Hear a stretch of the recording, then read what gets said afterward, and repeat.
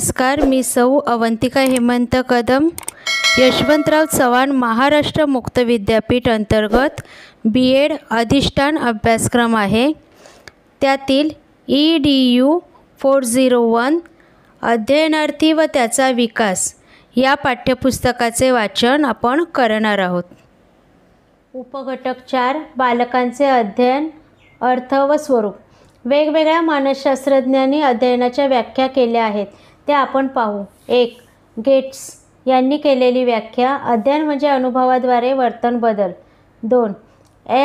FL रच यांनी केलेली व्याख्या, व्यक्तीच्या परिसराशी येणाऱ्या संबंधांमुळे तिच्या प्रतिक्रिया देण्याच्या पद्धतीत होणारे बदल म्हणजे अध्ययन होय.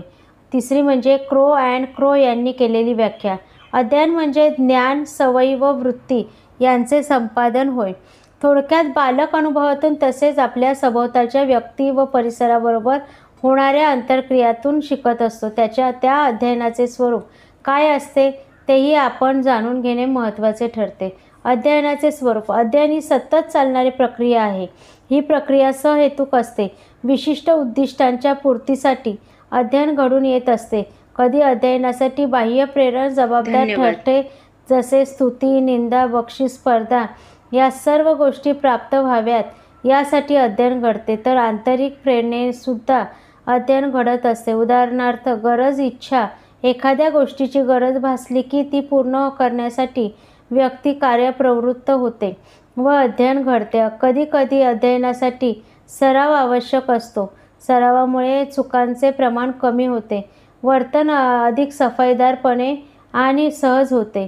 आणखी एक गोष्ट, अध्ययनास चांगली परिस्थिती पोषक असावी लागते. परिस्थिती आणि इतर व्यक्तीशी होणाऱ्या आंतरक्रियेमुळे अध्ययन घडत असते. म्हणून चांगल्या माणसांची संगत करावी असे म्हणतात. त्याचबरोबर योग्य परिस्थितीत अध्ययन चांगले होते. म्हणून घर, शाळा व समाज जशी परिस्थिती निर्माण करावी लागते. जसजसे अध्ययन घडते तसतशी माणसाची प्रगती होत जाते. जितका माणूस क्रियाशील असेल तितकेच अधिक अध्ययन घडेल. निष्क्रियता माणसाला आळशी बनविते किंवा अध्ययनाचा बाधक ठरते. पक्वता अध्ययनासाठी तितकीच आवश्यक गोष्ट आहे. पक्वतेअभावी घडणारे अध्ययन व्यवस्थित घडणार नाही. अध्ययनाचे संक्रमण होऊ शकते. एका परिस्थितीत घडलेले अध्ययन तत्सम परिस्थितीत उपयोगी ठरू शकते. आता अध्ययन 3 स्तरावर घडून येते, ते म्हणजे बोध, भावना आणि कृती. एखाद्या गोष्टीचा बोध आधी होतो, नंतर भावनात्मक परिवर्तन होऊन कृती घडते. यावरून अध्ययनाचे स्वरूप तुमच्या लक्षात आले असेल. बालकांमध्ये विविध प्रवृत्तीसुद्धा अध्ययनावर काही ना काही परिणाम करत असतात. त्यासंबंधी माहिती पुढे दिलेली आहे. 1. बालकांच्या विविध प्रवृत्ती व त्यांचे बालशिक्षणात महत्त्व. पहिल्या घटकात आपण अभ्यासले की शिक्षण हे बालकेंद्री असावे. बालकांच्या आवडीनिवडी, त्यांच्या क्षमता, त्यांची पार्श्वभूमी इत्यादी गोष्टींचा विचार करून शिक्षणाची योजना आखावी. त्याचप्रमाणे बालकाची प्रवृत्ती हा एक महत्त्वपूर्ण घटक आहे. त्यांचा विविध प्रवृत्तीचा अभ्यास करणे हितावह ठरेल. त्याप्रमाणे पक्वता आणि स्मरण यांचा परिणाम अध्ययनावर होतो, त्याचप्रमाणे प्रवृत्तीचाही होतो. बालकांच्या या सहज प्रवृत्ती म्हणजे त्याचा स्वाभाविक कल.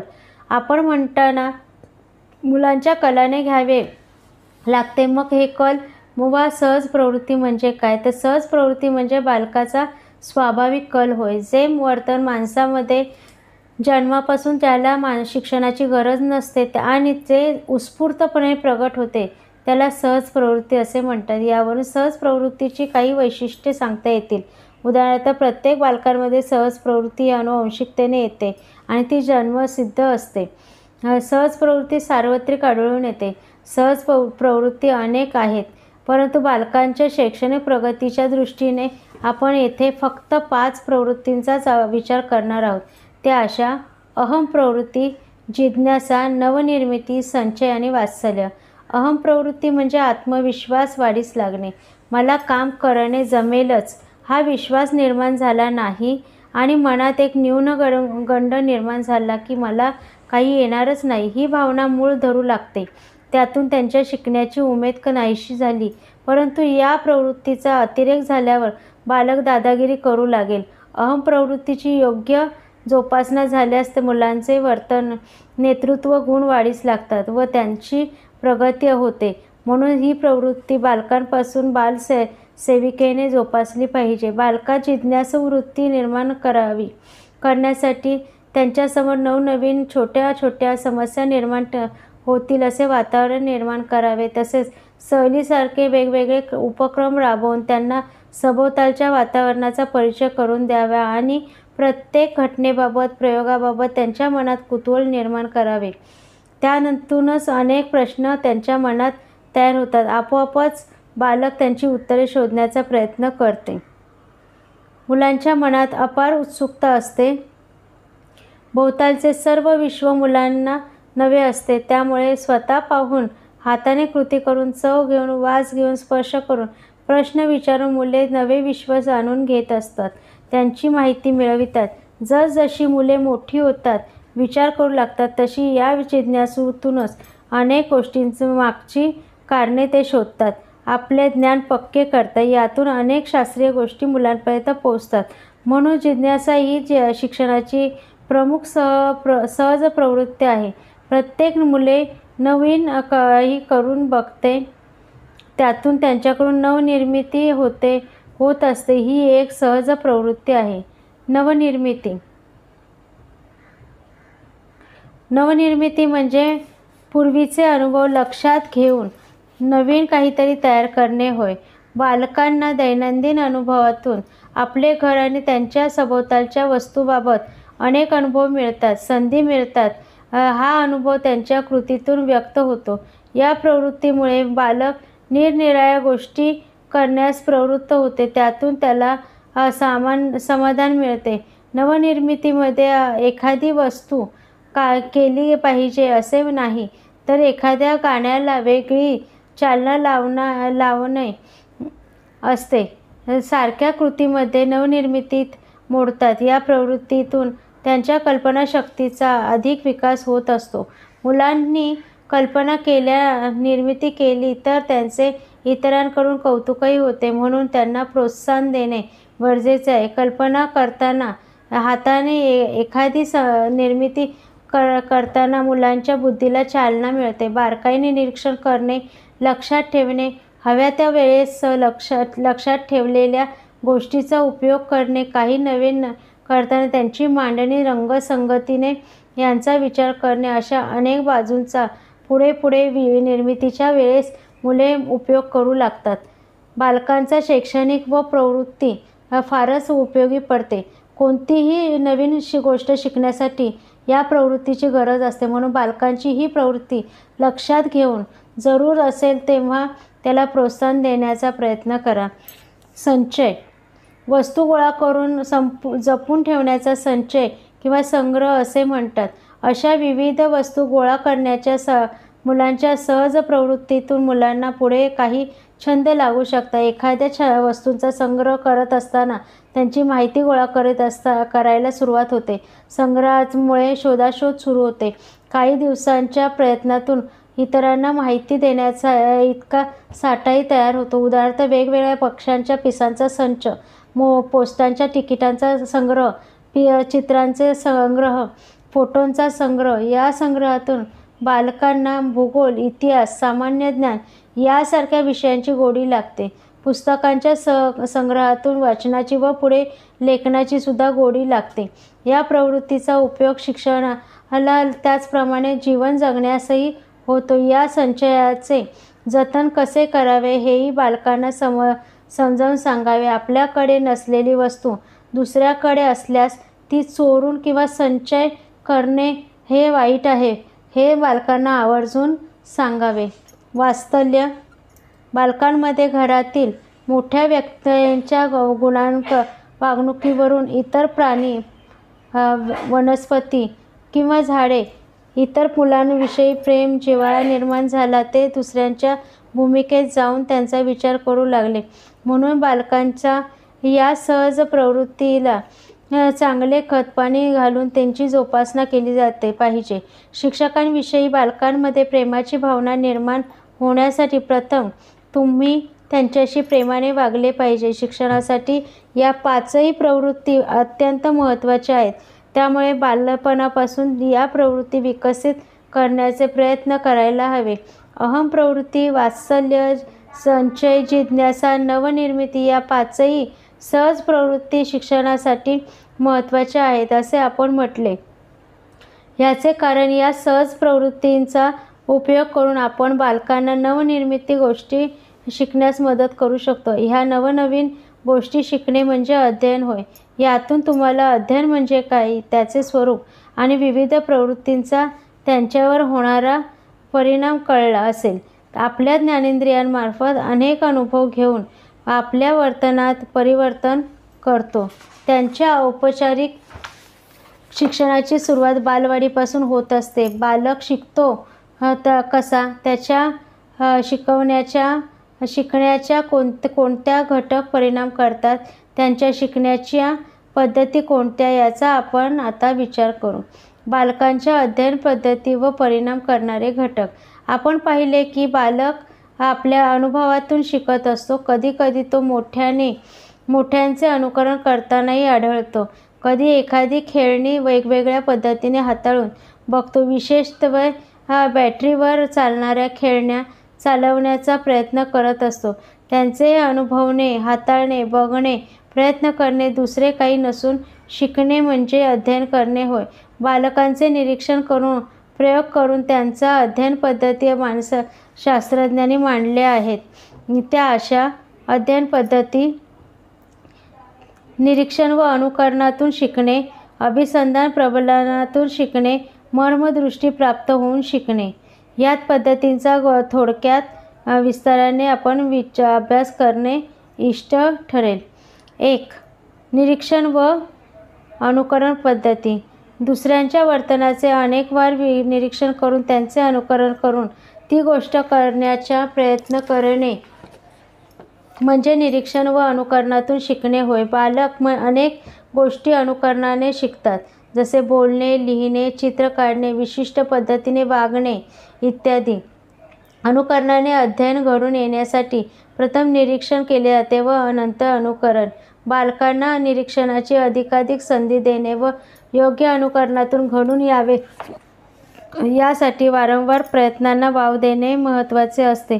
यावरून तुमच्या लक्षात येईल की या पद्धतीने अध्ययन घडून येण्यासाठी 2 गोष्टी आवश्यक आहेत. त्या म्हणजे सक्षम ज्ञानेंद्रिय आणि योग्य आदर्श निरीक्षण व अनुकरण करण्यासाठी ज्ञानेंद्रिय सक्षम असतील तर निरीक्षण अनुकरण योग्य होईलच. चूक ऐकले तर चूक बोलले जाईल. कृतीचे निरीक्षण करण्यास दृष्टी निर्दोष हवी आणि हातपाय सुदृढ हवेत. व्यवस्थित पाहिले तर हातपाय सक्षम नाहीत तर कृती अचूकपणे करता येणार नाही आणि सुदृढ हातापायांद्वारे सदोष दृष्टीने निरीक्षण केलेली कृती अचूकता करता येणार नाही. योग्य आदर्श म्हणजे त्यांच्या निरीक्षण करायचे आहे तेच आदर्श असणे आवश्यक आहे. मोठ्यांनी चांगले बोलणे, वागणे आवश्यक असते. जसे ते बोलतील तसे वागतील तसेच बालक अनुकरण करतील. निरीक्षण अनुकरण पद्धतीचे काही गुण व मर्यादा आहेत, त्याही जाणून घेणे फायद्याचे ठरेल. अति अनुकरण नवनिर्मितीला बाधक ठरते. योग्य आदर्श निवडणे अवघड असते. त्यामुळे अयोग्य बाबींचे व व्यक्तींचे अनुकरण होण्याची शक्यता असते. एखाद्या वेळी आकलन न होता अंध अनुकरण होण्याची देखील शक्यता असते. तर कधीकधी आदरणीय व्यक्तींच्या अनावश्यक बाबींचेही अनुकरण केले जाण्याची शक्यता असते. अनुकरण पद्धतीच्या उपरोक्त मर्यादा चांगल्या असल्या तरी या पद्धतीचे गुणही आहेत. ही पद्धत कारक कौशल्य शिकवण्यासाठी उपयुक्त ठरते. चांगल्या सवयी लावणे, इष्टवृत्ती घडवणे यासाठी याच पद्धतीची कास धरावी लागते. अनुकरण ही एक स्वाभाविक प्रवृत्तीसुद्धा आहे. तिचा योग्य वापर करून कितीही गोष्ट शिकविता येऊ शकते. सांस्कृतिक वारसा अनुकरणाने जतन केला जातो. बालकांना लेखन, वाचन, वेगवेगळे खेळ, कला यांचा याच पद्धतीने प्रभावीपणे शिकवता येतात. त्यासाठी योग्य आदर्श बालकांसमोर ठेवणे महत्त्वाचे असते. विशेष करून शिक्षकाने या गोष्टीचे भान ठेवणे आवश्यक आहे. त्याचवेळी बालकांच्या होणाऱ्या चुका अगदी सहजपणे दूर करण्याचाही शिक्षकाने प्रयत्न करावा. अभिसंधान प्रबलन पद्धती यामध्ये मित्रहो, आपण यापूर्वी अभ्यासले आहे की मेणबत्तीच्या ज्योतीला हात लावला की चटका बसतो आणि चटका बसताना बालक हात झटक्याने मागे घेतो. आपल्याला सुद्धा असे अनुभव येतातच. पायाला काटा रुतला की आपण चटकन पाय उचलतो. पण हात मागे घेणे, पाय वर उचलणे हे प्रतिसाद आहेत आणि ती प्रतिक्रिया आहेतच. चटका बसणे, काटा रुतणे ह्या क्रियात्मक त्या प्रतिक्रिया आहेत. यालाच मानसशास्त्रीय भाषेत चेतक प्रतिसाद असे म्हणतात. चेतक आणि प्रतिसाद किंवा प्रतिक्रिया यांचा नैसर्गिक साहचर्य संबंध असतात. आणखी काही उदाहरणे असे देता येईल. कैरी किंवा चिंच यासारखे पदार्थ दिसणे हे चेतक आहे, तर तोंडाला पाणी सुटणे ही प्रतिक्रिया आहे.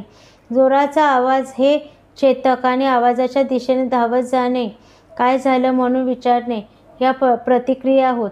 या प्रतिक्रिया नैसर्गिक आहेत, पण काही ठिकाणी दिसून येणाऱ्या प्रतिक्रिया ह्या शिक्षित असतात किंवा संपादित असतात. देऊळ दिसताच हात जोडणे ही प्रतिक्रिया घडते. शिक्षक वर्गात येताच ते विद्यार्थ्यांनी उभे राहणे ही प्रतिक्रिया घडते. या दोन्ही आणि अशा अनेक प्रतिक्रिया शिक्षित व संपादित प्रतिक्रिया होत. यांना अभिसंधित प्रतिक्रिया असे म्हणतात. व ज्या पद्धतीत चेतक आणि प्रतिक्रियात्मक साहचर्य संबंध प्रस्थापित केला जातो त्याला अभिसंधान असे म्हणतात. बालकांना प्रोत्साहन देऊन चेतक आणि नैसर्गिक प्रतिक्रियांमध्ये मूळचा संबंध जोडून योजनापूर्वक नवीन संबंध प्रस्थापित करणे आणि नैसर्गिक प्रतिक्रियांमुळेच मूळचा संबंध जोडून योजनापूर्वक नवीन संबंध प्रस्थापित करणे म्हणजे अध्ययनाची अभिसंधान पद्धती होय. अभिसंधानाचे 2 प्रकार असतात, अभिजात अभिसंधान आणि साधक अभिसंधान. यापूर्वी अधिक माहिती तुम्ही तुमच्या अनिवार्य विषय शिक्षणाचे अधिष्ठान मानसशास्त्र यात वाचून प्राप्त करू शकाल. मर्मदृष्टीमूलक पद्धती या दृष्टीने समस्येचे मर्म आपण जाणून घेण्याचा प्रयत्न करतो. मानवाभोवतीचा परिसर क्लिष्ट, गुंतागुंतीचा आणि नित्य बदलणारा आहे. त्यामुळे नव्या समस्या सतत उद्भवत असून मनुष्य हा समस्यांची उकल आपल्या पूर्व अनुभव, तर्कबुद्धी, कल्पना, तुलना यांच्या आधारे करण्याचा प्रयत्न करतो. त्या करताना त्यांच्या ज्ञात कौशल्य, विचार, वृत्ती यात बदल होतो आणि अध्ययन घडून येते. मर्मदृष्टी मानसिक क्षमता व पूर्वानुभव यावर अवलंबून असते. ह्या पद्धतीचा शोध कोल्हार या मानसशास्त्रज्ञाने लावला, तर अभिसंधान पद्धतीचा शोध पॉवलोक आणि स्किनर या मानसशास्त्रज्ञांनी लावला. या सर्व पद्धतीने बालक शिकत असतो. त्यांच्या वयोमानाप्रमाणे या पद्धतीचा वापर करतो. आणि आता आपण बालकांच्या अध्ययनावर परिणाम करणारे महत्त्वाचे घटक कोणते ते बघूया. त्याचा अध्ययनावर स्मरण, पक्वता, अवधान, अभिरुची आणि प्रेरणा प्रबलन हे घटक परिणाम करतात. 1. 2. बालकांच्या विकासाची अंगे. यामध्ये बालकांच्या विकासाची अंगे पाहताना शारीरिक, बालकांची वाढ, विकासाची अंगे ह्यात पुढील अंगांचा समावेश होतो. कारक,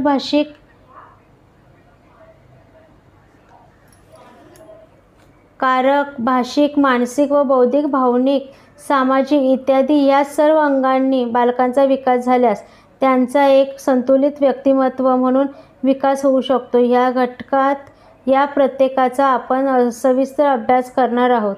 2. शारीरिक व कारक विकसन अर्थस्वरूपण.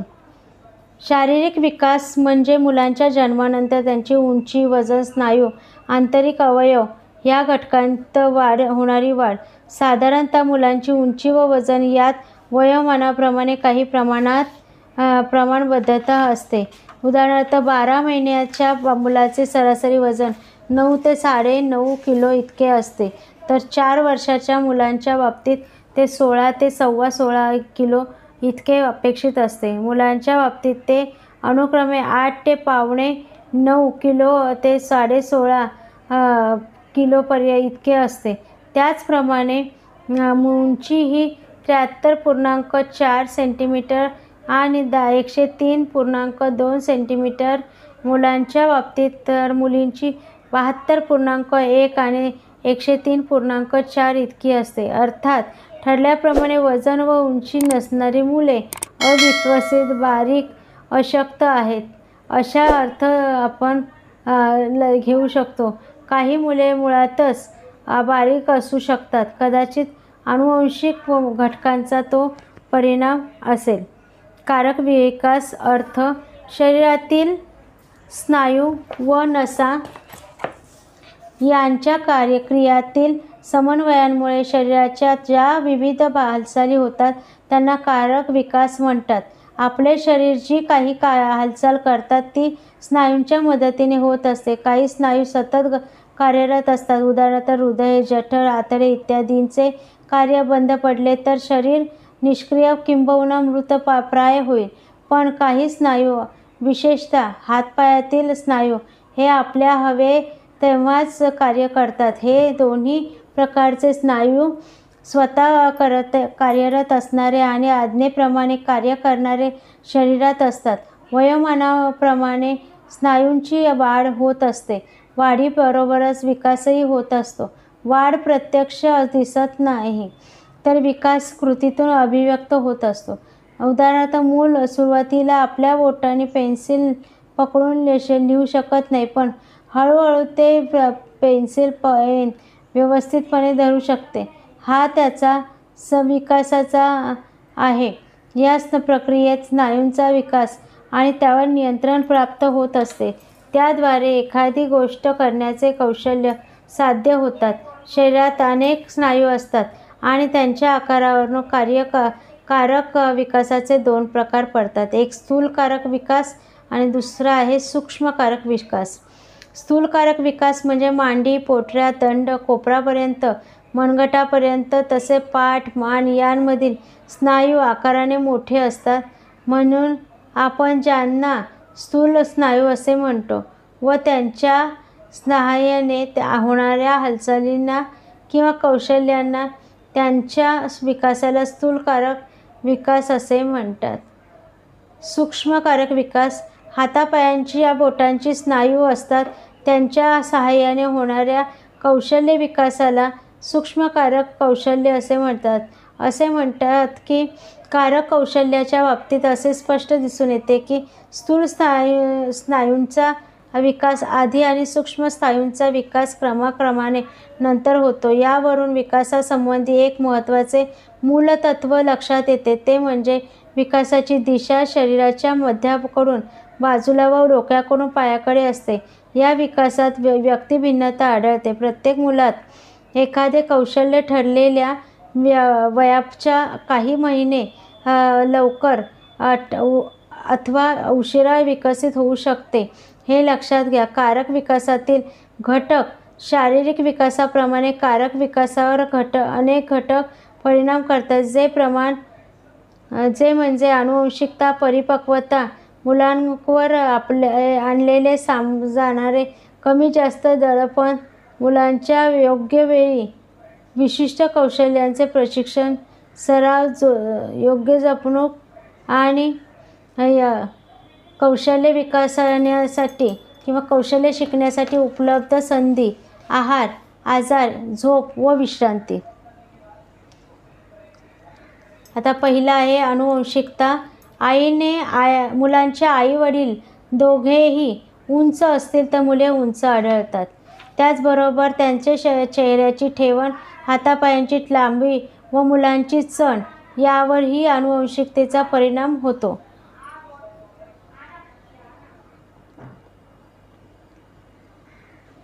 दुसरा आहे परिपक्वता. परिपक्वतेचा शारीरिक विकासाप्रमाणे कारक विकासावरही फार मोठा परिणाम होतो. परिपक्वता आल्यावर मुले झपाट्याने कौशल्य आत्मसात करतात.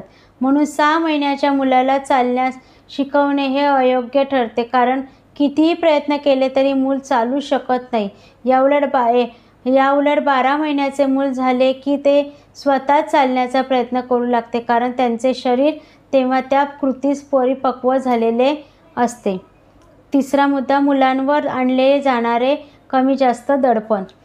शरीर परिपक्व होण्यापूर्वी काही विशिष्ट क्रिया करण्यासाठी मुलांवर दडपण आणणे योग्य नसते, कारण त्यांचा एक तोटा असतो, तो म्हणजे मुलाला किती कृती जमली नाही तर त्याचा आत्मविश्वास डळमळतो. उदाहरणार्थ 2 वर्षाच्या मुलाला जर घसरगुंडीवरून घसरण्यास सांगितले आणि तो मुलगा नाही म्हटला तर पालकांनी त्याला घाबरट म्हणून चिडवल्यास त्याच्या मनावर वाईट परिणाम होतो. म्हणूनच जेव्हा एखादे कारक कौशल्य शिकवण्याची क्षमता मुलांच्या ठायी येते तेव्हाच ते त्याला शिकवावे. त्यावेळी मात्र विलंब करू नये, अन्यथा त्यातील अभिरुची कमी होते. चौथा आहे योग्य वेळी विशिष्ट कौशल्याचे प्रशिक्षण. विशिष्ट वयात विशिष्ट क्षमता निर्माण झाल्या की त्या सुसंगत अशी कौशल्य विकसित योग्य ठरते. उदाहरणार्थ मूल वर्षाचे झाले की त्याला चालण्यास शिकवावे, 1.5 वर्षाचे झाले की पळण्यास सांगावे इत्यादी. 5. सराव. जे कौशल्य शिकविले त्याचा सराव घ्यावा, म्हणजे मूल ते कौशल्य विसरत नाही. 6. योग्य जपणूक. मुलांना लागेल ते पडतील म्हणून भीती न बाळगता त्यांना खेळू द्यावे, कृती करू द्याव्यात, म्हणजे ते स्वच्छंदपणे कौशल्य शिकतात. मुलांची सुरक्षितता जरूर पाहावी, पण त्यांच्या धडपडीत व चुकत सुधारत शिकण्याचा बाधा आणू नये. उदाहरणार्थ धावू नको, पडशील, उड्या मारू नको, लागेल असे आपण सतत बोलल्यास मुलांचा तो कारक विकास थांबतो. त्यामुळे अति जपणूक अयोग्यच असते. 7. कौशल्य शिकण्यास उपलब्ध संधी. कारक कौशल्यात मुलांना मिळणाऱ्या संधीला फार महत्त्व असते. म्हणून पालक आणि बालसेविका दोघांनी सतत लक्ष राहिले पाहिजे. म्हणून मुलांना सतत उद्यानात न्यावे, मोकळ्या मैदानात खेळू द्यावे, व्यायाम, खेळ, नाच यासारख्या संस्थांचे सभासदही बनवावे. 8. आहार. योग्य आहार द्यावा, कारण ज्या मुलांना आहार मिळत नाही त्यांच्या मेंदूवर, मज्जासंस्थेवर परिणाम होतो. मुलांच्या वाढीवर वेग मंदावतो आणि मुले लवकर थकतात. त्यामुळे कौशल्य आत्मसात करण्यास त्रास होतो. अति लठ्ठपणा मुलांना पळणे चालणे यासही त्रास होतो. म्हणून शिक्षकांनी पालकांना त्यांच्या आहाराकडे विशेष लक्ष देण्यास सांगावे. 9. आजार. लहान मुले सतत आजारी पडली तर त्यांची वजनशक्ती घटते, त्याचा परिणाम त्यांच्या विकासावर होतो. म्हणून मुलं आजारी पडणार नाही याची काळजी घेणे महत्त्वाचे आहे आणि आजारी पडल्यावरही त्यांची काळजी घ्यावी. 10.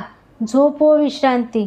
योग्य विकासाच्या आहाराइतकीच झोप व विश्रांती महत्त्वाची असते. प्रत्येक मुलांची झोपेची गरज वेगवेगळी असते, परंतु सर्वसाधारणतः 2 वर्षाच्या मुलाला दुपारी 2 तास व रात्री 12 तास झोपेची आवश्यकता असते. मुलांच्या झोपेच्या वेळा वेगवेगळ्या असू शकतात. झोपेच्या वेळी मुले आनंदी असावीत म्हणून दाखवावीत किंवा एखादे पुस्तक चालण्यास द्यावे. झोप व विश्रांती योग्य प्रमाणात मिळाली तर मुले अधिक जोमाने खेळताना दिसतात, वेगवेगळ्या खेळात उत्साहाने भाग घेतात व त्यामुळे त्यांच्या कारक विकासाला मदत होते. कारक विकासाचे हे घटक पाहिल्यानंतर त्यांच्या विकासामध्ये बऱ्याचदा अनेक स्नायूंचा समन्वय साधावा लागतो. त्यासाठी विशेष प्रयत्नही करावे लागतात. स्नायूंच्या हालचालीचा समन्वय बघूया.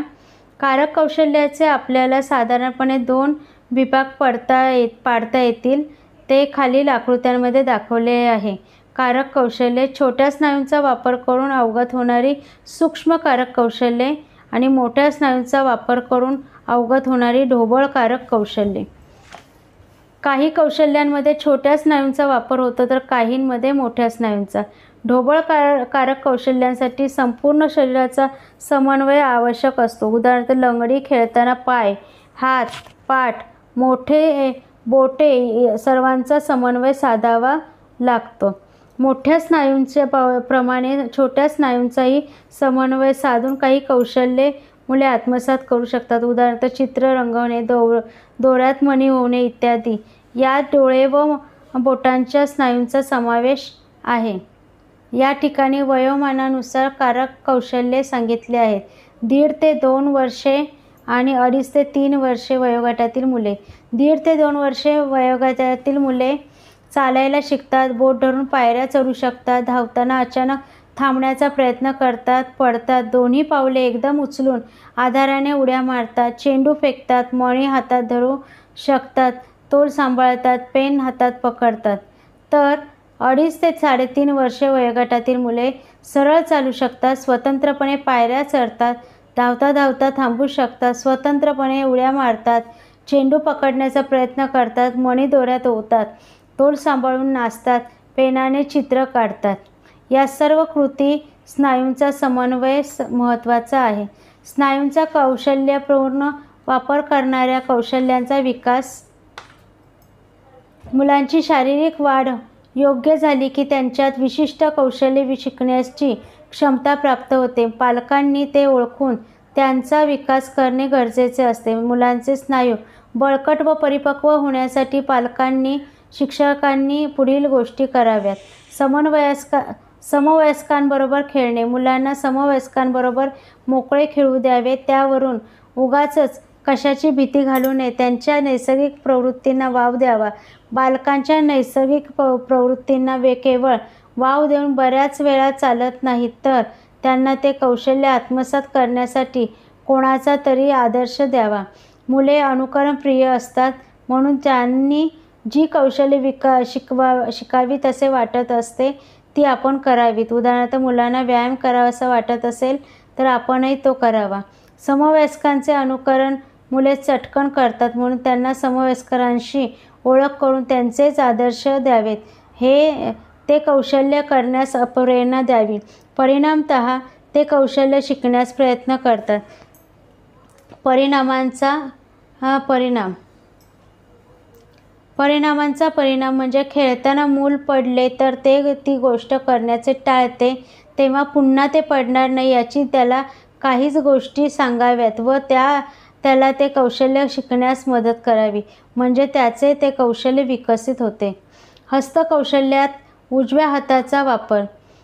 काही मुले डाव्या हाताचा वापर करतात. उदाहरणार्थ जेवण, लेखन, बॉल फेकणे इत्यादी. अशा वेळी त्याला उजव्या हाताचा आग्रह धरू नये, कारण मुलांच्या मेंदूतील 2 भागांपैकी ज्याच्या मेंदूचा उजवा भाग अधिक प्रभावी असतो ती मुले डावखोरी असतात. तेव्हा त्यांना न रागवता डाव्या हातानेच पण स्वच्छ नीटनेटके काम करून ते कौशल्य आत्मसात करण्यास मदत करावी. थोडक्यात विविध स्नायूंचा वापर करायला लावून मुलांना कारक कौशल्य प्राप्तीत मदत करू शकतो. हे बालसेविकेने सतत लक्षात ठेवले पाहिजे. 1.5 ते 2 वर्षे वयोगटातील मुले कारक कौशल्यात साधारणतः पुढील कृती करू शकतात. हात धरून चालणे, खाली बसणे, स्वतंत्र उभे राहणे, चेंडू फेकणे, आधाराने चालणे, मदतीने एका पायावर उभे राहणे, मदतीने किंवा एकट्याने जिना चढणे, उतरणे, सरळ रेषेत चालण्याचा प्रयत्न करणे, चवड्यावरून चालणे, खुर्चीवरून उड्या मारणे इत्यादी. तसेच ठोकळ्यांचा मनोरा बांधणे, स्वतःचे व विविध अंग दाखविणे, ठोकळ्यांची आगगाडी करणे, कागदाची घडी घालणे, फुलांची माळ करणे, खेळणी खेळणे इत्यादी. या सर्व कृतींद्वारे बालसेविकेला मुलांचा कारक विकास बरोबर होतो आहे किंवा नाही ते पडताळून पाहता येईल व त्यानुसार काही कृतीही करून घेता येतील. मुलांच्या विकासाची काळजी घेताना त्यांचा शारीरिक विकास म्हणजेच त्यांचे वजन, उंची, बांधा, आंतरिक वाढ याबरोबरच त्यांच्या स्नायूंच्या कारक कौशल्येकडेही बालसेविकेने लक्ष देणे महत्त्वाचे आहे, कारण या वयात मुलांचा शारीरिक व कारक विकास झपाट्याने होतो. त्यामुळे त्याबद्दलचे सततचे निरीक्षण व नोंद आवश्यक असते. कारक विकासाबरोबरच मुलांच्या ज्ञानेंद्रियांचा विकासही फार महत्त्वाचा असतो. ज्ञानेंद्रियाचा विकास व ज्ञानग्रहण. सर्वसाधारणपणे आपली नाक, कान, डोळे, जीभ व त्वचा ही 5 ज्ञानेंद्रिये आहेत. या ज्ञानेंद्रियांच्या आधारे आपण ज्ञान प्राप्त करतो. मुलांनाही ते माहीत व्हावे, त्यांच्या ज्ञानेंद्रियांचा विकास व्हावा म्हणून आपण मुद्दाम काही कृती करणे आवश्यक ठरते. त्या कोणत्या ते आपण पाहूयात. नाक. नाकाने विविध प्रकारचे वासाचे ज्ञान आपणास होते. जीभ. जिभेमुळे आपल्याला चव कळते. जिभेच्या वेगवेगळ्या भागांवर वेगवेगळी चव कळते. कान. कानामुळे ऐकू येते. म्हणून मुलांना प्राण्यांचे, पक्ष्यांचे, विविध वाद्यांचे आवाज ऐकवावेत व त्यांना ते आवाज ओळखण्यास सांगावे. आवाजात कमी जास्त पातळी ठेवावी, म्हणजेच त्यांना कमी आवाजात शिकण्याची सवय विकसित होते. डोळे. डोळा ह्या ज्ञानेंद्रियांच्या विकासासाठी डोळ्यांनाही विविध प्रकारचे अनुभव द्यावेत. त्वचा. त्वचेमुळे आपल्याला स्पर्श कळतो. त्या ग्रंथी विकसित होण्यासाठी मुलांना मऊ खडबडीत स्पर्शाचे अनुभव द्यावेत. मुलांच्या शारीरिक विकासावर पक्वीभावनांचा परिणाम होतो. पक्वतेचा त्याच्या अध्ययनावर ही परिणाम होत असतो. तो कसा ते आपण आता पाहूया. परिपक्वता म्हणजे पक्वीभवनाचा स्नायू कौशल्य विकासावर होणारा परिणाम. नैसर्गिकरित्या अवयवांची परिपक्वता घडत असते, पण या परिपक्वतेचे वेळापत्रक केवळ निसर्गतःच होत असते असे नाही, तर शरीराचे पोषण, आहार आदी घटकांमुळे काही एक मर्यादेत अवयव कधी परिपक्व होतात ते ठरते. उदाहरणार्थ, एखाद्या लहान मुलाला आता आपण सतत अंगाखांद्यावर खेळवले, त्याला चालण्याची संधीच दिली नाही, तर त्याचे पाय परिपक्व होण्यास जास्त कालावधी लागतो. म्हणजे निसर्गाच्या देणगीबरोबरच शरीराच्या वाढीला, स्नायू कौशल्य विकासाला व अवयवांच्या क्रियांना सराव मिळायला पाहिजे, असे तरच ते परिपक्व होतात. लिहिण्याच्या संदर्भात विचार करतात. बोटांच्या हालचाली कराव्या लागतात. अक्षरांचे आकार काढण्यासाठी बोटांच्या या हालचालींवर उत्तम नियंत्रण असावे लागते, तरच ते शक्य होते. नेत्र-हस्त समन्वय ही चांगला साधावा लागतो. बालवाडीत ही परिपक्वता नसते, म्हणून मुलांना बालवाडीत लेखनाचे काम शिकवू नये.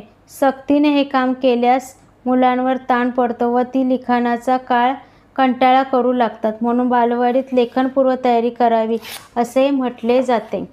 परिपक्वतेमुळे विकासावर परिणाम करणारे घटक.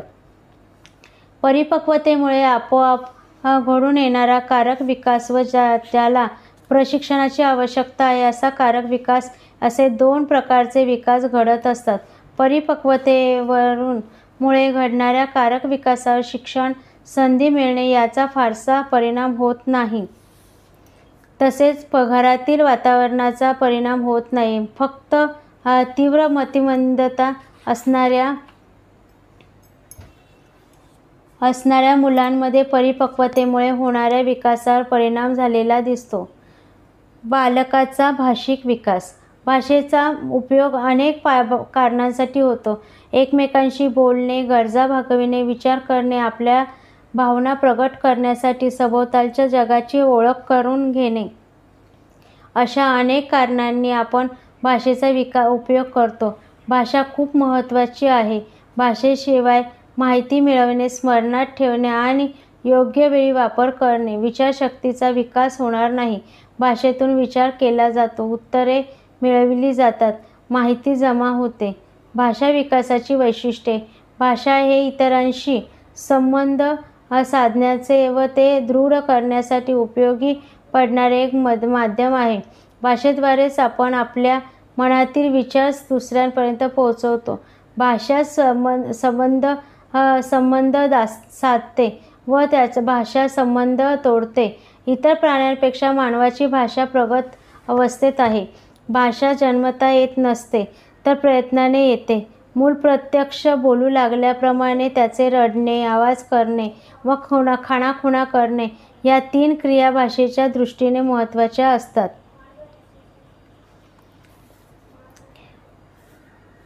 बालकाच्या स्वरयंत्राचा विकास झाल्यानंतर अर्थातच त्याचे पक्वीभवन झाल्यानंतर त्याला उच्चार करणे जमते. त्यानंतर अनुकरणाने तो बोलणेही शिकतो. म्हणून मोठ्यांनी बोलताना सावकाश व स्पष्ट बोलायला हवे.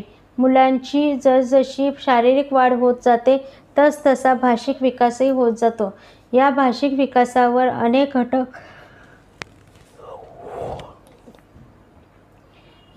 विकासावर अनेक घटक परिणाम करतात, ते आता समजावून घेऊ. भाषिक विकासावर परिणाम करणारे घटक. मुलांच्या भाषा विकासावर जन्माने प्राप्त झालेल्या तसेच सभोवतालच्या काही गोष्टी परिणाम होत असतो. अशा काही घटकांची माहिती पुढे दिलेली आहे. यामध्ये एक आहे जैविक घटक. जन्मतः बुद्धी लाभलेली मुले लवकर बोलू लागतात, स्पष्ट व भरपूर बोलू लागतात. त्याचबरोबर सतत मोठ्या आजाराने असलेल्या मुलांना बोलण्यास वेळ लागतो.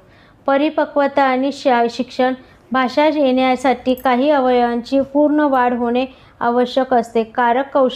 कारक विकास आणि भाषा विकास यांचा जवळचा संबंध आहे. श्वासोच्छवास, चोखणे, गिळणे या क्रियांवर नियंत्रण आल्यास उच्चाराला सुरुवात होते. तर दात आल्यावर त, थ, द, ध, न या अक्षरांना उच्चार येऊ लागतो. भोवतालच्या परिस्थितीतून बालक भाषा शिकत असते. पोषक वातावरणातून त्याला योग्य शब्दोच्चार, नवे शब्द, व्याकरण इत्यादी शिकायला मिळतात. आर्थिक परिस्थिती. आर्थिकदृष्ट्या चांगल्या स्थितीतील कुटुंबातील मुलांचे अनुभव विश्व खूप विस्तारित असते. ते शाळेतही जातात. वर्तमानपत्रे, मासिके, दूरदर्शन संच इत्यादी माध्यमेही त्यांना उपलब्ध असतात. काही आदिवासी जमातींमध्ये तसेच दारिद्र्य रेषेखालील कुटुंबातील मुलांचा अनुभवाच्या दृष्टीने संपन्न जगाशी संबंध येत नाही. ते शाळेतही जाऊ शकत नाही आणि पोटापाण्याच्या गरजा भागविण्यात त्यांचे आईवडील व्यस्त असल्यामुळे तेही मुलांबरोबर जास्त वेळ घालवू शकत नाही. बोलणेही अत्यल्प आवश्यक गरजांपुरतेच असते. त्यामुळे त्यांची भाषा तोकडीच राहते. अशा प्रकारे आर्थिक परिस्थितीचाही परिणाम भाषेवर होत असतो असे म्हणता येईल. लिंगभेद. मुली जास्त वेळ मोठ्या माणसांबरोबर म्हणजे घरात असतात.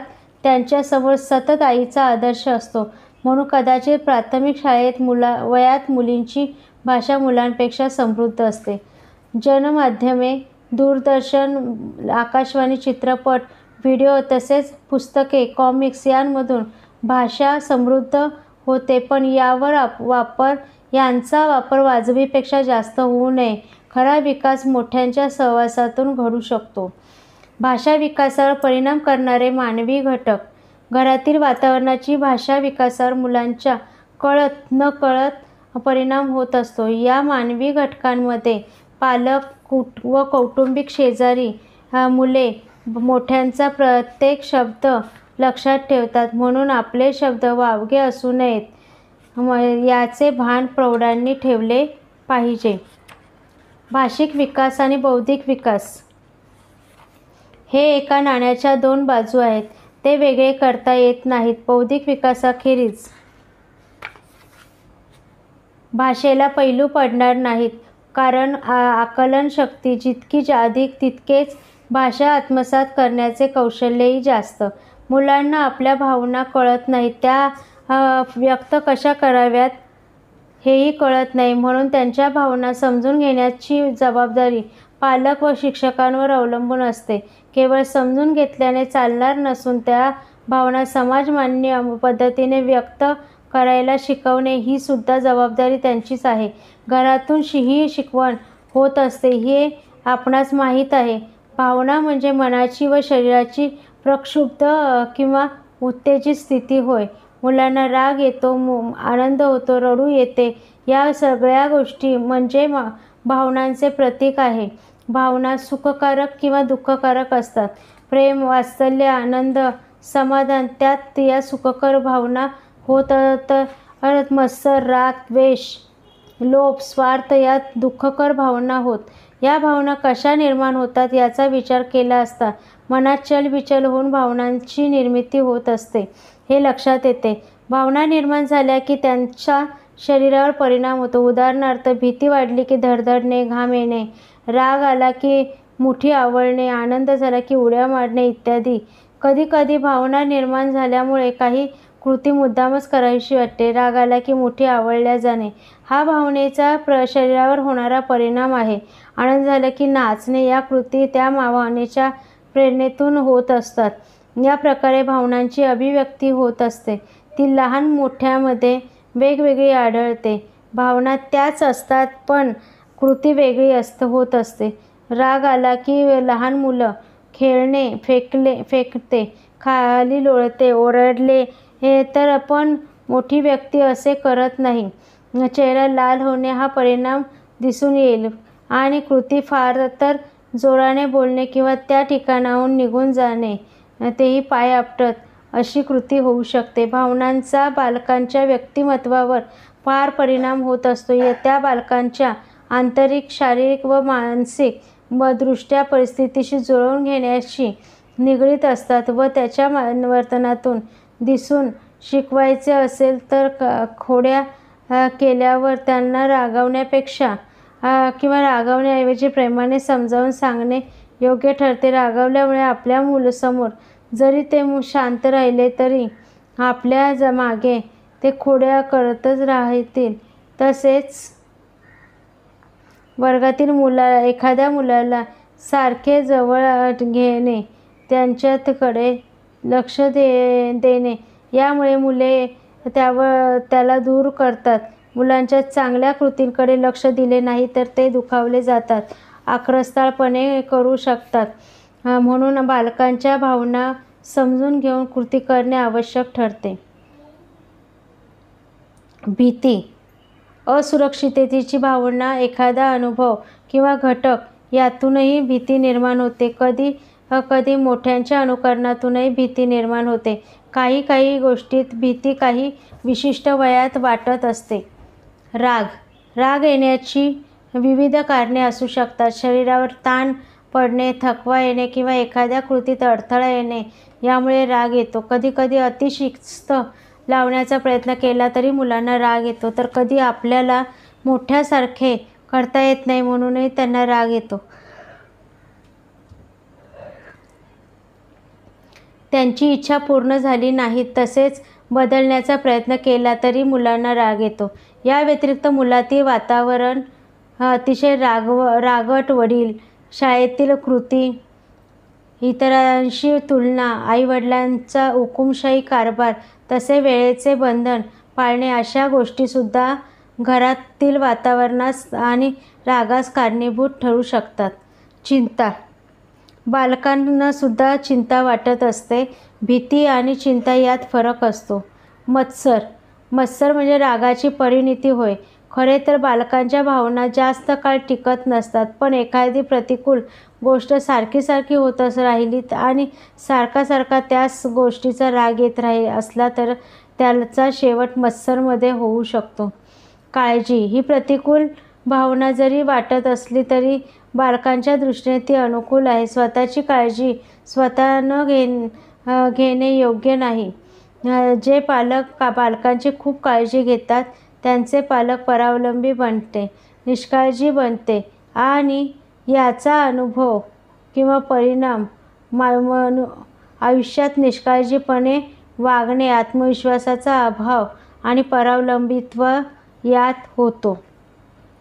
या प्रतिकूल भावनांचा विचार केल्यानंतर प्रेम आणि आनंद या अनुकूल भावनांचाही विचार करूया. प्रेम, घरातील आनंदी वातावरण, आई-वडील तसेच इतर मंडळींशी पालकाशी प्रेमळपणे वागणे, मुलांवर विश्वास ठेवणे, त्यांच्या शारीरिक गरजा पूर्ण करणे यामुळे बालकाला सुरक्षित वाटते, त्यांच्या शारीरिक वाढीला आणि विकासाला मदत होते.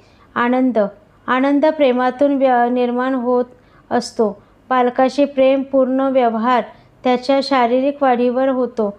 आनंद आणि समाधान सर्वच भावनांशी या गोष्टींचा मनाशी संबंध असतो. बालक केंद्री, आनंदी आणि समाधानी असेल तर त्याचे अन्नपचन चांगले होते, त्यांना शांत झोप लागते आणि मन स्थिर व एकाग्र होण्यास मदत होते.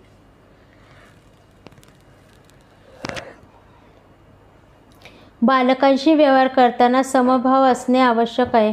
भेदभाव केल्याने मुलांचे नुकसान होते. त्यांच्यात कमीपणा, न्यूनगंड अथवा गर्विष्ठपणा निर्माण होतो. सर्वच भावनांचा सारखाच विकास होणे आवश्यक आहे. त्यामुळे बालकांची वृत्ती समतोल राहते आणि जीवनात सुख आणि समाधान मिळवण्यात त्यांना यश प्राप्त होते. गरजांचा विकास करता प्रत्येक बालकाच्या काही प्राथमिक, मूलभूत आणि काही दुय्यम स्वरूपाच्या गरजा असतात. गरजांची पूर्ती होणे व यावर बालकांचा विकास अवलंबून असतो. विशेषत्वे बालकाच्या भावनिक विकासावर या गोष्टींचा परिणाम होत असतो. अन्न, वस्त्र, निवारा या गरजांव्यतिरिक्त बालकांच्या शारीरिक, मानसिक, बौद्धिक, भावनिक आणि सामाजिक गरजाही असतात. या गरजांची पूर्तता बालकांच्या मनावर किंवा वर्तनावर परिणाम करतात आणि एक सुदृढ, सुजाण व जबाबदार नागरिक तयार होण्यास सहाय्यभूत ठरतात. स्वच्छता, आहार, व्यायाम, विश्रांती आणि संगोपन या शारीरिक गरजा होत. शारीरिक गरजा प्रत्यक्ष दिसतात, लक्षात येतात, पण मानसिक गरजा समजून घ्याव्या लागतात. शारीरिक गरजा पूर्ण करणे, मानसिक गरजा समजून घेणे जसे आवश्यक आहे, तसे बौद्धिक गरजांच्या पूर्तीसाठी प्रयत्न करणे गरजेचे आहे. स्वच्छतेच्या सवयी लावणे, योग्य, सकस आणि संतुलित आहार देणे, योग्य प्रमाणात व्यायाम आणि विश्रांतीची दखल घेणे ही गोष्ट सुरुवातीच्या पालकांची जबाबदारी जरी असली तरी शिक्षकांदेखील ह्या आणि विश्रांतीची दखल घेणे ही सुरुवातीला पालकांची जबाबदारी असली तरी शिक्षकाने देखील ह्या गोष्टीकडे लक्ष देणे आवश्यक आहे. मानसिक गरजा कदाचित एक चित्र पालकांपेक्षा जास्त चांगल्या प्रकारे समजू शकेल आणि बालकाच्या बौद्धिक विकासातही मदत करू शकेल. सुदृढ निरोगी शरीरात स्वच्छ मनाचे वास्तव असते. या दोन्ही गोष्टी बौद्धिक विकासात मदत करतात. या दोन्ही गोष्टीतील साम्य, भेद, फरक हे बौद्धिक विकासाचे लक्षण होय. म्हणून त्यांच्या आवडीनिवडी लक्षात घेऊन योग्य पोषक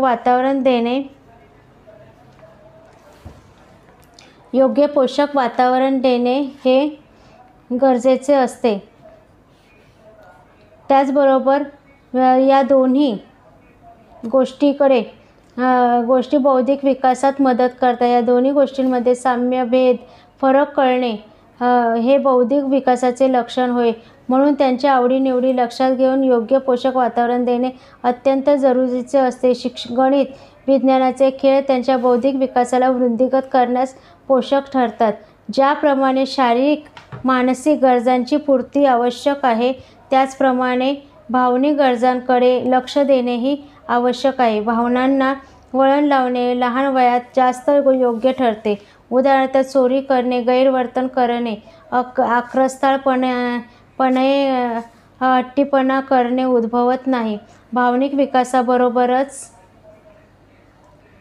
बालकांचा सामाजिक विकास होणे गरजेचे आहे. हाच बालक पुढे समाजाचा नागरिक होणार आहे.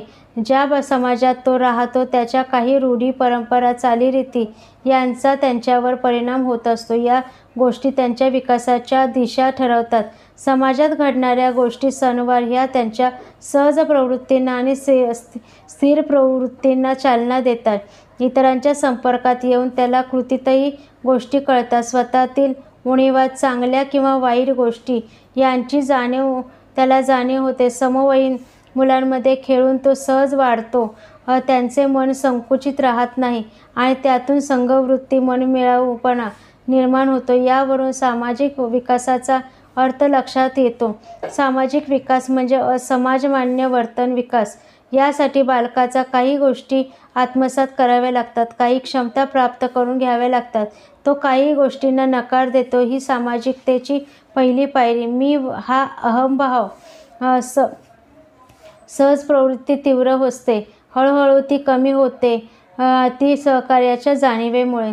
तो सर्वांचेच अनुकरण करत असतो आणि त्याला कळते की काही गोष्टी समाजमान्य नसतात, त्या तो टाळायचे शिकतो. स्पर्धा, भांडणतट्टा, सहकार, सहानुभूती, नेतृत्व या गोष्टी समजण्यासाठी व समाजात आढळतात. स्पर्धा निकोप असावी. सहकार्याची भावना विकसित केली की भांडणतंटे होत नाहीत, कौतुक होते हे त्याच्या लक्षात येते. याच वयात ह्या सर्व गोष्टी विकासाची अंगे व्यवस्थित विकसित झाली की न्यूनगंड निर्माण होत नाही. एक सुदृढ स्वच्छ व्यक्तिमत्व तयार होते. सामाजिक विकासावर कुटुंब, बालवाडी, शाळा आणि नंतर समाज यांचा परिणाम होत असतो. कुटुंब हे समाजाचे एकक आहे. कुटुंबात होणारी बालकांची वाढ, त्यांचे पुरविले जाणारे लाड, अवहेलना इत्यादी गोष्टी त्याला समाजाभिमुख किंवा विपरीत बनवतात. नंतर तो अंगणवाडी किंवा बालवाडीत येतो. तिथे त्याच्या समाजीकरणाला अधिक चालना मिळते. या सर्व गोष्टींचा बालकावर परिणाम होऊन त्यांच्या वर्तनात परिवर्तन दिसून येते. त्यांच्या वर्तनाचे कौतुक केले जाते. त्याला हुशार, तल्लख बुद्धीचा असे म्हटले जाते. या बुद्धीचा सुद्धा विकास तितक्याच महत्त्वाचा आहे तितका इतर अंगांचा. पुढचा मुद्दा आहे, आता आपण बौद्धिक विकासाचा विचार करूया. बुद्धिमत्ता म्हणजे काय याचा अनेक मानसशास्त्रज्ञांनी शोध घेण्याचा प्रयत्न केला आहे. गार्डनर यांनी सांगितले की बुद्धिमत्ता अशी गोष्ट आहे की जी जीवनात येणारे प्रश्न सोडविण्यासाठी किंवा आपापल्या समाजात त्याला महत्त्व देण्यासाठी महत्त्व आहे अशी कोणतीही गोष्ट निर्माण करण्यासाठी उपयोगी पडते. आपल्याला आपल्या दैनंदिन जीवनात अनेक छोट्या मोठ्या प्रश्नांना तोंड द्यावे लागते. त्या प्रश्नांची उत्तरे शोधून त्यावर मात करावी लागते. पुन्हा नवे प्रश्न, पुन्हा त्यांची उकल, त्यातून ज्ञान संपादन करण्याची, पुढील प्रश्नांची उकल हे खरे बुद्धीचे काम असते. स्टॅनबर्गच्या मते शैक्षणिक प्रक्रियांद्वारे विविध अनुभवातून शिकणे आणि आजूबाजूच्या भिन्न वातावरणाशी विविध प्रकारे जुळवून घेण्याची क्षमता म्हणजे बुद्धिमत्ता होय. बालकांच्या बाबतीत आपण त्यांची बुद्धिमत्ता कोणत्या क्षेत्रातील आहे ते शोधून काढत असतो. प्रत्येक बालक वेगवेगळ्या क्षेत्रात हुशार किंवा बुद्धिमान असल्याचे आढळते. त्यासाठी बालवाड्यातून किंवा शाळांमधून विविध उपक्रम आणि अनुभव दिले जातात. त्यामुळे बालकांच्या बौद्धिक विकासाला चालना मिळते. ज्या बालकाची ज्या क्षेत्रात बुद्धी तो त्या क्षेत्रात हुशार किंवा बुद्धिमान म्हटला जातो. विविध क्षेत्रात उत्तम कामगिरी करणाऱ्या व्यक्तींनाही बुद्धिमानच म्हणतात. यावरून एक गोष्ट आपल्या लक्षात आली असेलच की बुद्धिमत्तेचे क्षेत्र वेगवेगळे असते. हॉवर्ड गार्डनर म्हणतात, बुद्धिमत्ता एक नसून अनेक आहेत. त्यांचा हा विचार बहुविध बुद्धिमत्तेचा सिद्धांत, थेअरी ऑफ मल्टिपल इंटेलिजन्स म्हणतात. गार्डनर यांनी मांडलेल्या वेगवेगळ्या बुद्धिमत्ता पुढीलप्रमाणे आहेत. तार्किक किंवा गणिती बुद्धिमत्ता, भाषिक बुद्धिमत्ता, अवकाशीय बुद्धिमत्ता, सांगीतिक बुद्धिमत्ता, शरीर स्नायू विषयक बुद्धिमत्ता, व्यक्ती अंतर्गत बुद्धिमत्ता, आंतरव्यक्ती बुद्धिमत्ता, निसर्गविषयक बुद्धिमत्ता. प्रत्येक बालकामध्ये या सर्व बुद्धिमत्ता कमी अधिक प्रमाणात निसर्गतःच असतात. गार्डनरच्या बहुविध बुद्धिमत्तेचा सिद्धांत मान्य केल्यावर बुद्धिमत्तेच्या जी काही तत्त्वे लक्षात येतात ती म्हणजे बुद्धिमत्तांच्या विविध प्रकारांपैकी कोणती तरी एक किंवा अनेक बुद्धिमत्ता प्रत्येक व्यक्तीला लाभलेली असतात. म्हणजे प्रत्येक व्यक्तीला बुद्धिमत्तेचा एक विशिष्ट पट लाभलेला असतो. अशी कोणतीही व्यक्ती नाही की जिला एकही बुद्धिमत्ता लाभलेली नाही. असे कधीच घडत नाही. एखाद्या व्यक्तीला सर्वच्या सर्व बुद्धिमत्ता लाभलेल्या आहेत असेही घडत नाही. कोणतीही व्यक्ती ढ असू शकत नाही, कारण तिला कोणत्या तरी बुद्धिमत्ता जन्मताच मिळालेली आहेत. आपल्या शाळेतील शेजारी आणि आपल्या स्वतःच्या मुलांची बुद्धिमत्ता कोणत्या क्षेत्रात आहे हे जाणून घेणे खरोखरीच अभिरुचीपूर्ण असेल. पण त्यासाठी मुलांना विविध क्षेत्रात काम करून पाहायला पाहिजे आणि अशा संधी आपण मुलांना उपलब्ध करून द्यायला हव्यात. हे अत्यंत महत्त्वाचे आहे. शालेय किंवा महाविद्यालयीन अभ्यासक्रमात भाषा, गणित, विज्ञान ह्या विषयात मिळालेल्या गुणांवरून मुलांची बुद्धिमत्ता ठरवली जाते. त्यामुळे समाजात ह्या विषयांना खूप महत्त्वाचे स्थान प्राप्त झालेले आहे. या विषयांवर आधारित व्यवसाय, उदाहरणार्थ वैद्यकीय, इंजिनिअरिंग, अध्यापन यांना अधिकच महत्त्व प्राप्त झालेले आहे. पण बुद्धिमत्तेचे विविध प्रकार आहेत, त्यामुळे आपल्याला विविध क्षेत्रात बुद्धिमान व्यक्ती आढळतात. त्यांची बुद्धिमत्ता विविध बौद्धिक क्षमतांमधून अभिव्यक्त होत असते. उदाहरणार्थ निरीक्षण करणे, तुलना करणे, वर्गीकरण करणे, कार्यकारण संबंध शोधणे, समस्या सोडविणे, संख्यात्मक विचार करणे, घटना व तिचा परिणाम शोधणे, क्रम लावणे, स्मरणात ठेवणे, निर्मिती करणे ह्या बौद्धिक क्षमता आणि विविध संकल्पना स्पष्ट होणे या एकदम घडून येणाऱ्या क्रिया नाहीत. या टप्प्याटप्प्याने घडत असतात. यांची सुरुवात जन्मापासून होऊन 14 वर्षापर्यंत चालत असते. धन्यवाद.